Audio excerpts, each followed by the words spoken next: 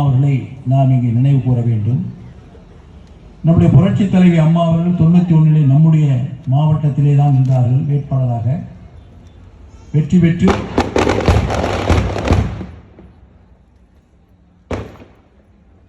முதல் முறையாக சட்டமன்ற உறுப்பினராகி முதலமைச்சர் பொறுப்பேற்று நம்முடைய மாவட்டத்தினுடைய வளர்ச்சிக்காக நிறைய செய்திருக்கிறார். நம்முடைய மாவட்டம் எல்லா வகையிலும் பின்தங்கிய மாவட்டமாக இருந்தது. அதுவும் குறிப்பாக கல்வியில் மிகவும் பின்தங்கிய மாவட்டம். நம்முடைய பிள்ளைகள் படித்து உயர்நிலைப்பள்ளியை முடித்து மேல்நிலைப்பள்ளியை முடித்து உயர்கல்விக்கு செல்ல வேண்டும் என்று சொன்னால் இங்கே ஒரே ஒரு கல்லூரி தான் இருந்தது. அதுவும் குறிப்பாக பெண் பிள்ளைகள் உயர்கல்விக்கு செல்ல வேண்டும் என்று சொன்னால் பெற்றோர்கள் நீண்ட தூரம் அந்த பெண் பிள்ளையை அனுப்புவதற்கு பயம்.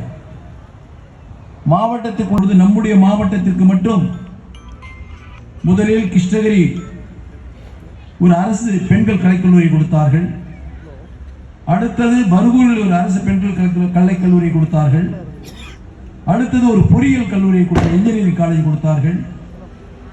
அடுத்தது ஒரு பாலிடெக்னிக் கல்லூரியை கொடுத்தார்கள். இப்படி நம்முடைய மாவட்டத்தில் பார்ப்பேன் என்று சொன்னால் பர்கூரிலே கல்லூரி, கிருஷ்ணகிரியிலே கல்லூரி, ஊத்தங்கையிலே கல்லூரி, கிளமங்கலத்திலே கல்லூரி, ஓசூரிலே கல்லூரி, இப்படி கிட்டத்தட்ட அவர் ஆட்சி செய்த 16 ஆண்டு காலத்துக்குள்ளாக நம்முடைய மாவட்டத்தில் மட்டும் இவ்வளவு கல்லூரிகளை கொடுத்திருக்கிறார். அதோடு பெரிய மாவட்டமாக இருந்த நம்முடைய மாவட்டத்தை 2ஆக பிரித்து கிருஷ்ணகிரி மாவட்டத்தை தனியாக கொடுத்து நிர்வாக ரீதியாக பல்வேறு வளர்ச்சி திட்டங்களை கொடுத்தார். புரட்சி தலைவி அம்மாவில் எப்படி தாய் உள்ளத்தோடு இருக்கிறார் என்பதை ஒரு உதாரணம் சொல்ல விரும்புகிறேன். பொதுவாக நம்முடைய தருமபுரி மாவட்டம், ராமநாதபுரம் மாவட்டம், சிவகங்கை மாவட்டம் இது போன்ற ஒரு பின்தங்கிய மாவட்ட பகுதிகளில்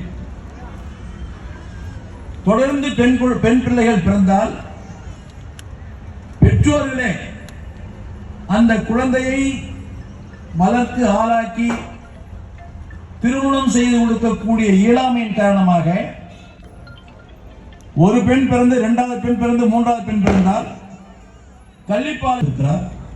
இப்பொழுது அநேகமாக இன்னும் 10-15 நாளில் தேர்தல் அறிவித்து விடுவார்கள். 2026 சட்டமன்ற பொதுத் தேர்தல் வர இருக்கிறது.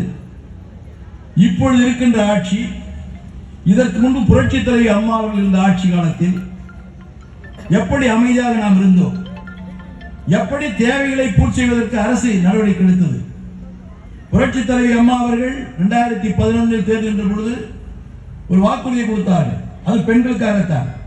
வெற்றி பெற்று ஆட்சிக்கு வந்தால் பெண்கள் சகோதரிகளுக்காக விலையில்லாத மிக்சி, கிரைண்டர், ஃபேன் கொடுக்கப்படும் என்று சொன்னார். இது 3மே பெண்கள் உபயோகப்படுத்தக்கூடிய பொருள். வேலைக்கு போயிட்டு வீட்டுக்கு வரும்போது ஃபேனை போட்டு ஒரு 5 நிமிஷம் ரெஸ்ட். கொடுக்கப்பட்ட வாக்குறுதிகளை எங்களுடைய கழக நிர்வாகிகளும் எங்களுடைய கூட்டணி கட்சி தொண்டர்களும் உங்களிடத்தில் நேரடியாக வந்து உங்களுக்கு விளக்கமாக கூறுவார்கள்.